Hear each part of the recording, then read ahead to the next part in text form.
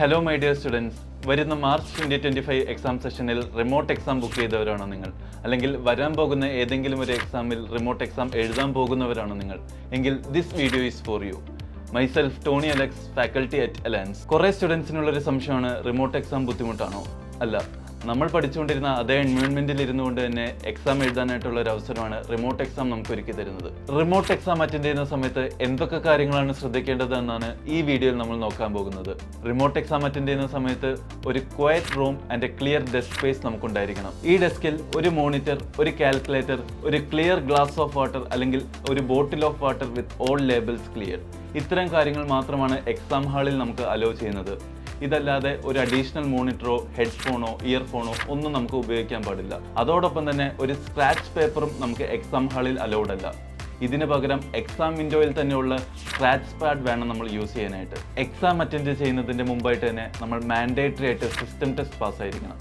എങ്കിൽ മാത്രമേ നമുക്ക് പോസ്റ്റ് എക്സാം ഓപ്ഷൻസ് അവൈലബിൾ ആവുള്ളൂ. ഇനി അഥവാ നമ്മൾ ഒന്നിലധികം തവണ സിസ്റ്റം ടെസ്റ്റ് ചെയ്യുകയാണെങ്കിൽ the last attempt should be A pass. Exam attend ചെയ്യാൻ നേരത്ത് നമുക്ക് മിനിമം 4 GB റാമുള്ള ഒരു ലാപ്ടോപ്പും 6 MBps ഡൗൺലോഡും 3 MBps അപ്ലോഡ് സ്പീഡുമുള്ള ഒരു ഇൻ്റർനെറ്റ് കണക്ഷനും power ബാക്കപ്പും ഉണ്ടായിരിക്കേണ്ടതാണ്.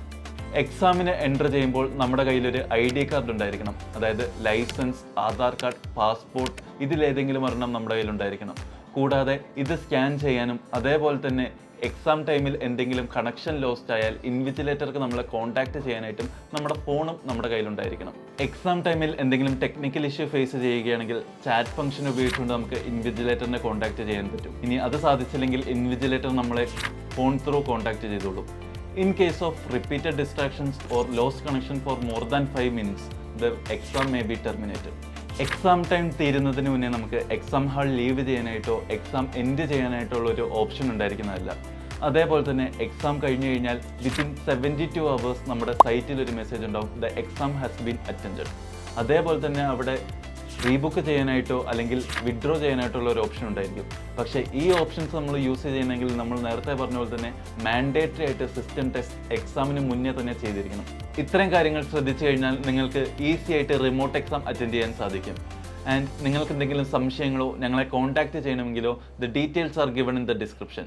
So all the best for your exam.